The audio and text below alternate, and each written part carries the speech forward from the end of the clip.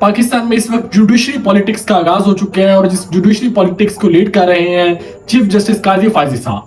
मखसूस नशिस्तों केस का फैसला आने के बाद पाकिस्तान की जो सियासत में बड़ी खलबली सी मच गई थी, क्योंकि हुकूमत के पास 2/3 अक्सरियत का खात्मा हो चुका था। पाकिस्तान तहरीक इंसाफ को बतौर जमात एक्सेप्ट कर लिया गया था और पाकिस्तान तहरीक इंसाफ के जो मखसूस नशिस्तें हैं वो सारी मखसूस नशिस्तें उनको अलॉट कर दी गई थी।